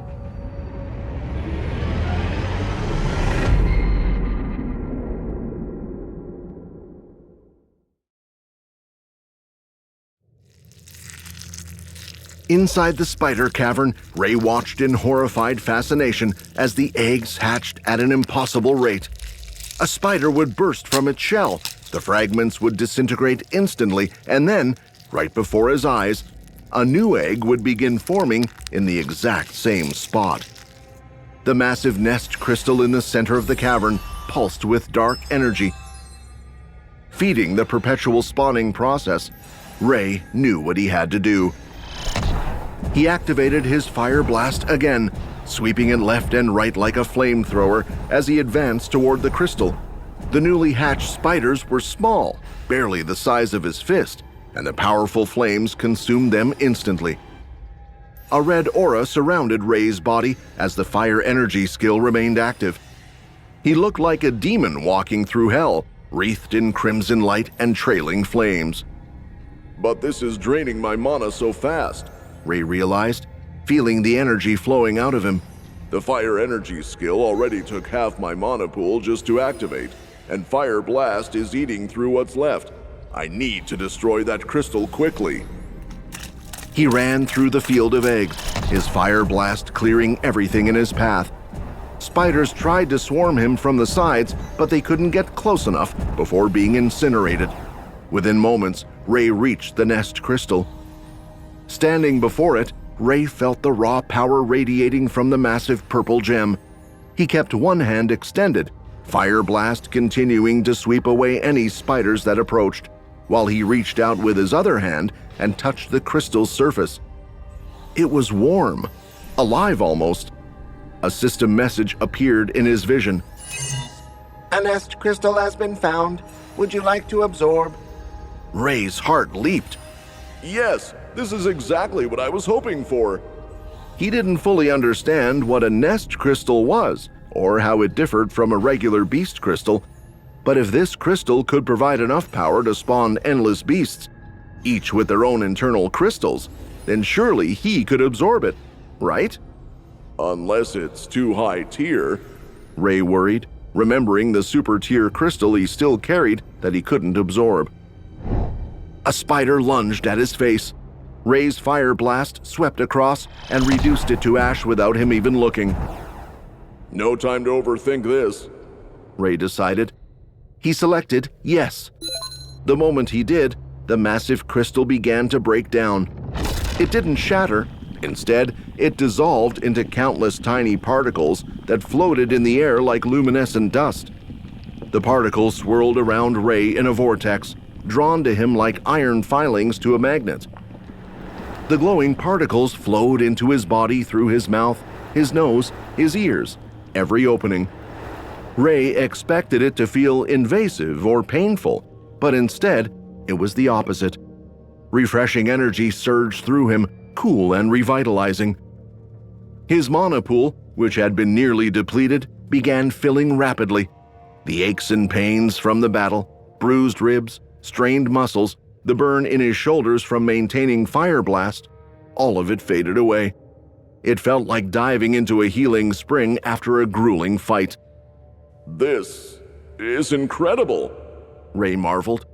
The last particle of the nest crystal entered his body, and a new message appeared. Nest crystal successfully absorbed. 20 points have been obtained.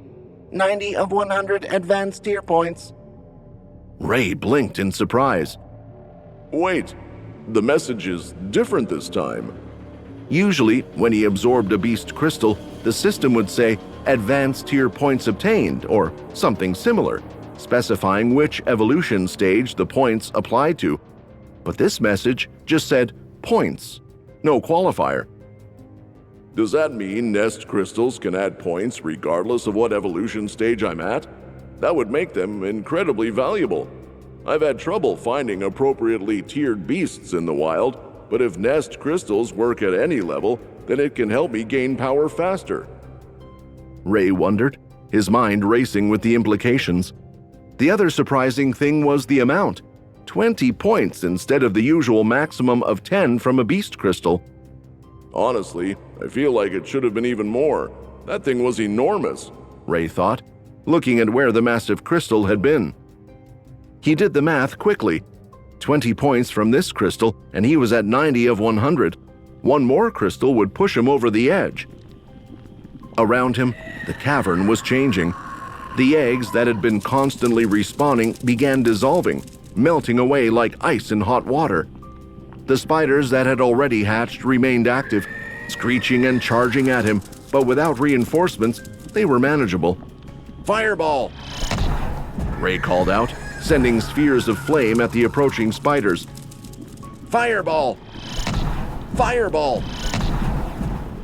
Each blast connected perfectly, reducing the creatures to ash. The nest crystal had not only refilled his mana, it had brought him back to maximum capacity. Combined with the fire energy buff still active and the dragon's roar enhancement, he felt stronger than ever. Ray ran toward the swirling portal and leaped through. When Ray emerged from the rift onto the battlefield, several people noticed immediately. He's back! Someone shouted. Martha glanced over, her eyes widening. Wait, he looks even better than when he went in. What happened in there? More importantly, Jack called out, crushing a hound's skull. why aren't any more spiders coming out? The rift behind Ray remained open, its dark surface swirling ominously. But no creatures emerged from it, not a single spider. At the back of the battlefield, Grand Mage Wiz stared in disbelief, his face contorting with rage. Did he really destroy the nest? Wiz shouted, his voice cracking. That bastard! Those things aren't easy to find. Does he have any idea how long it took me to locate 3 of them? Wiz clenched his fists, shadows swirling around him in response to his anger. His fighting skills had never been his strength. He was arguably the weakest of the Shadow Guard in direct combat. but his rift magic made him invaluable. The ability to instantly transport beasts from their nests to any battlefield made him a game changer in warfare. I thought 3 nests would be enough. Wiz muttered, watching Ray from across the battlefield. I didn't expect anyone this strong to be in this kingdom. On the front lines, the tide of battle had shifted noticeably. With the spiders gone, there were fewer creatures to fight. The pressure on the underdog guild members eased somewhat. But somewhat wasn't enough. I'm slowing down. One guild member panted, his sword feeling heavier with each swing. We all are. Another admitted, barely blocking a monkey beast's attack. We've been fighting non-stop. Our bodies can't take much more. Rick raised his shield to block another strike, gritting his teeth. We just need to hold on a little longer. That guy, Ray, he's doing something. We need to buy him time. Ray surveyed the battlefield quickly, taking in the exhausted fighters, the still overwhelming number of beasts, and the 2 remaining rifts still spawning creatures. They're getting tired. I need to finish this fast. He cupped his hands around his mouth and shouted across the battlefield. Jack! Jack looked up from the beast he was fighting. I'm leaving everything to you! Ray called out. Jack's face split into a huge grin. He raised his fist high and gave Ray an enormous thumbs up. You can count on me, boss. Boss? Several guild members thought simultaneously, exchanging confused glances. What's that about? Ray didn't wait for questions. He turned and sprinted toward the second rift, the one spawning the white-furred monkeys. Without hesitation, he leaped through. No! Wiz screamed, seeing Ray disappear into the portal. Not again! His hands moved in complex patterns, dark energy gathering around them. The rift's surface rippled and then solidified, sealing shut with a sound like a door slamming. There! Wiz said with vicious satisfaction. Now you're trapped in there with no way back. Let's see how you handle being stranded in a beast nest, you crystal-destroying bastard! What Wiz didn't know, what he couldn't know, was that Ray possessed a teleportation skill that could return him to Martha or Jack at any time. The rift closing was an inconvenience at most. But Ray had another reason for telling Jack to handle things. The words he'd chosen weren't random. With 1 more crystal, I'll hit the evolution threshold, and evolution always takes time. I need Jack to hold the line while I'm vulnerable. Ray thought as he emerged into the monkey nest. The white-furred monkey nest was different from the spider cavern. Instead of eggs covering every surface, there were slimy, translucent sacs attached to the walls. As Ray watched, one of the sacs burst open and a tiny monkey fell out. The creature was barely larger than Ray's hand, nearly hairless and weak. But even as it hit the ground, white fur began sprouting across its body. Within seconds, it had grown to the size of a small dog, fully matured and ready to fight. More sacs were bursting open now, responding to Ray's presence. Dozens of monkeys were maturing rapidly, their eyes fixed on the intruder. Ray didn't give them a chance to organize. Fire blast! He swept the stream of fire across the cavern, left to right, then back again. The fire energy skill was still active, amplifying his flames. Combined with the dragon's roar's 5% boost, his fire attribute was at an absurd level, well over 200 points. The creatures screeched and tried to swarm him, but they were too slow. The flames caught them mid-leap, reducing them to ash before they could land a single blow. The immature ones, still in their sacks, couldn't even escape before the fire consumed them. Ray walked steadily toward the center of the cavern, where another massive nest crystal pulsed with dark purple energy. This one was slightly smaller than the spider nest's crystal, but still easily the size of a large child. Ray placed his hand on the crystal surface. A nest crystal has been found. Would you like to absorb? Ray didn't hesitate. Yes. The crystal began breaking down immediately, dissolving into those same luminescent particles. They swirled through the air and flowed into Ray's body, bringing that same refreshing surge of energy. His mana refilled completely. The minor strain from maintaining Fire Blast vanished. He felt like he could fight for another full day without rest. Then, the final message appeared. Nest crystal successfully absorbed. 20 points have been obtained. 100 of 100 advanced tier points. Evolution process has begun.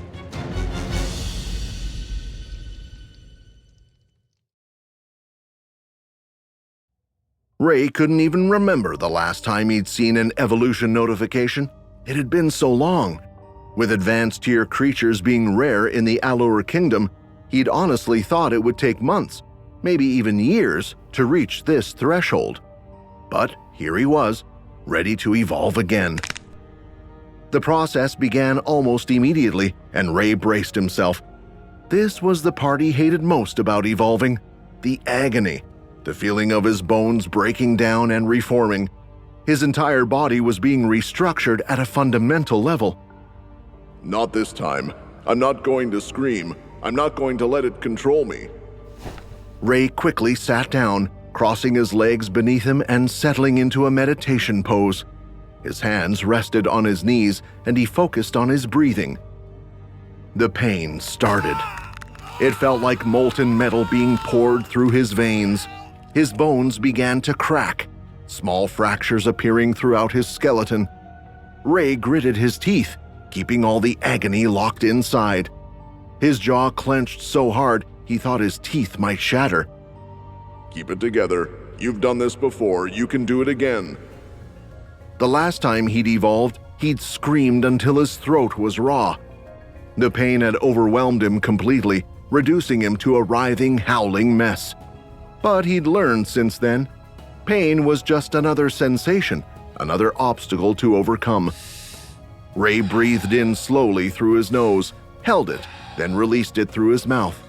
Again and again. Each breath helped him center himself, helped him distance his mind from what his body was experiencing. Ray's bones finished breaking and began reforming, stronger and denser than before. His muscles tore and rebuilt themselves. His very cells were being rewritten. And through it all, Ray remained silent. Sweat poured down his face. His body trembled violently, but he didn't scream. I will return to being what I once was, Ray whispered, his voice strained but steady. no matter how long it takes, no matter how much it hurts. Outside on the battlefield, the underdog guild members continued their desperate fight. 2 of the 3 rifts had been sealed. The number of shadow beasts had decreased significantly. The tide was finally turning in their favor. We can do this! Jack roared, his voice carrying across the entire battlefield. Keep pushing! Don't give them an inch! He punctuated his words by punching a shadow hound so hard it crashed into the ground, creating a small crater. Before the beast could recover, Jack grabbed another hound that was leaping at him. He seized its jaws with both hands and pulled them apart, literally ripping the creature's mouth open. A guild member nearby watched in horrified awe. That guy is a monster. How does he have that kind of strength? I don't know, Another member panted. but I'm damn glad he's on our side. Jack waded into the center of a pack of hounds without any hesitation. The beasts swarmed him immediately, their teeth finding purchase on his arms, his legs, his torso. They hung off him like grotesque ornaments, biting down with all their might. But not a single scratch appeared on Jack's body. His skin might as well have been made of steel. The beasts were simply too weak to harm him. Get off me! Jack laughed, shaking himself like a wet dog. Shadow hounds went flying in every direction. Rick watched from a short distance away, his shield raised as he protected some of the more exhausted guild members.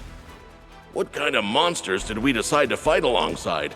That werewolf is one thing, but then there's that red-headed kid who just casually jumped into an enemy portal. And I heard Jack call him boss earlier. What's that about? At the back of the battlefield, Grand Mage Wiz was having a breakdown. Damn it!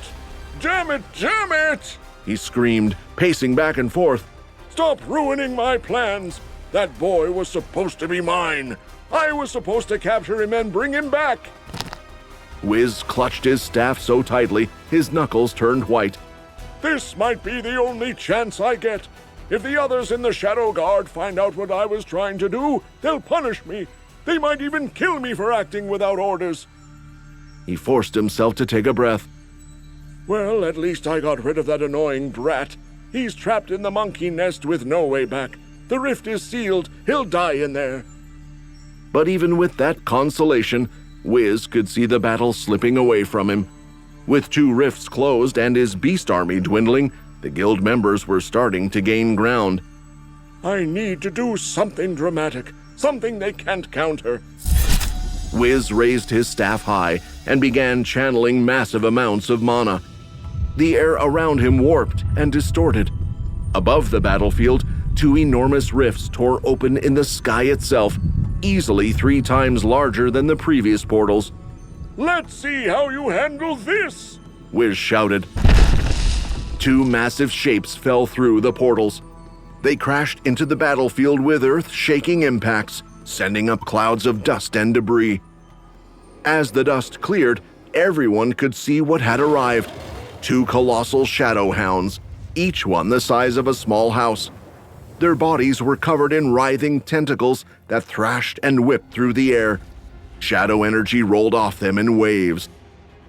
The system would have identified them as advanced tier creatures, far beyond anything the guild members could handle alone.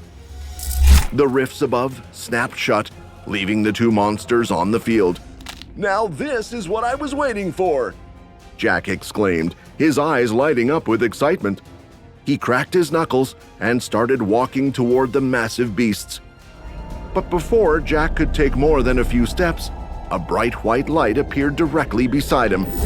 It started as a small point, then expanded rapidly, growing brighter and brighter until everyone had to shield their eyes.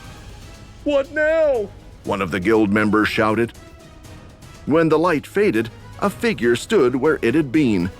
A man with spiky red hair, dressed in travel-worn clothes. Jack turned to look at the newcomer, and his jaw dropped. Boss? The question came out confused, almost uncertain, and Jack had every right to be confused. Because the person standing before him was definitely Ray. The facial features were identical, the red spiky hair unmistakable, but this wasn't the 17-year-old boy Jack had traveled with over the past year. This was a man. Ray looked older, not drastically so, maybe early 20s instead of mid-teens, but his body had filled out with lean, defined muscle. His shoulders were broader. His jawline was more chiseled, more angular. Even his posture seemed different, carrying himself with a natural authority that hadn't been there before. Is that really you? Jack asked, walking around Ray in a circle. What happened? Did you age? Did time move differently in that portal? Ray smiled slightly. Something like that. I'll explain later.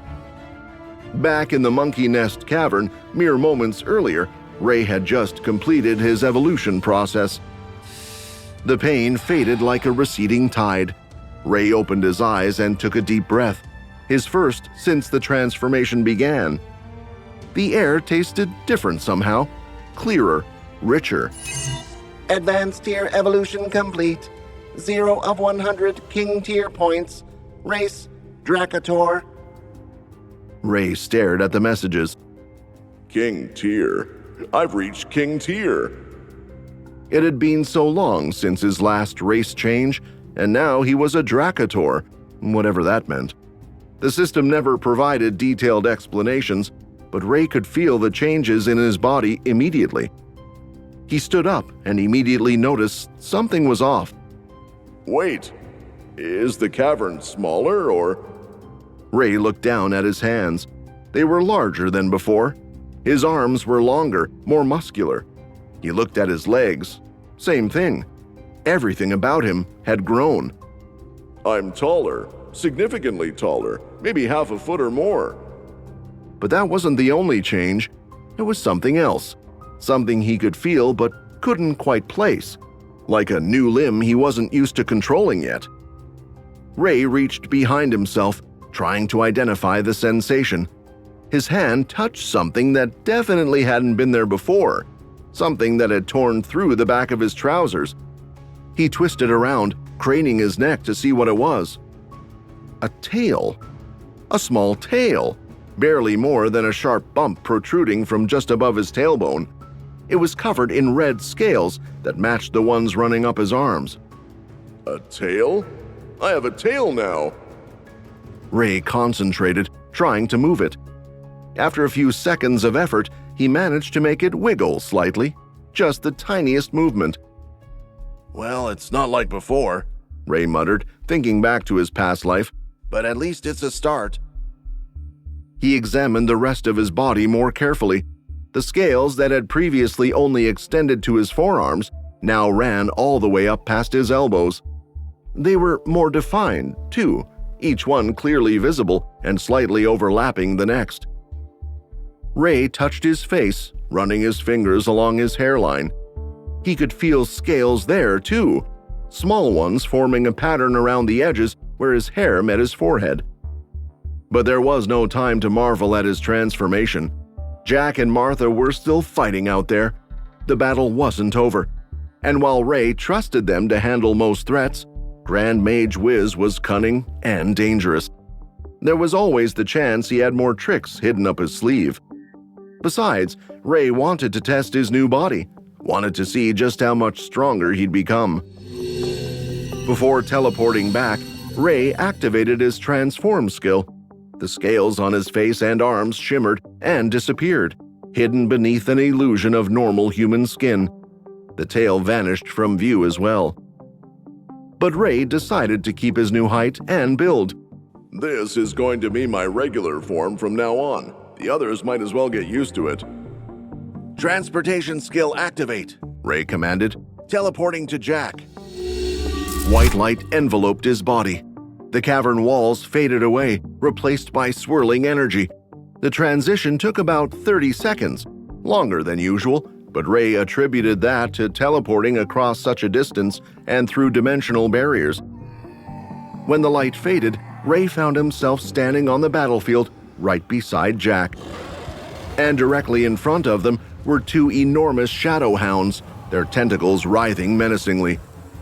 Perfect timing. These will be ideal for testing my new power, Ray thought, a smile spreading across his face. Jack, Ray said, placing a hand on his friend's shoulder. I'm going to have to borrow your power for a little while. Jack didn't ask why. He'd seen Ray do this before, and he trusted him completely. Take whatever you need, boss. Ray activated Mana Steel, drawing key energy from Jack's body into his own. Jack had been training diligently, improving his key cultivation significantly. According to Ray's system, Jack now had around 150 mana points, an impressive amount. Ray pulled the energy in, feeling his own reserves swell. His mana increased from 200 to 300 points. His body thrummed with power. Now let's see what I can really do. Ray still had both of his buff skills active, Fire Energy and Dragon's Roar.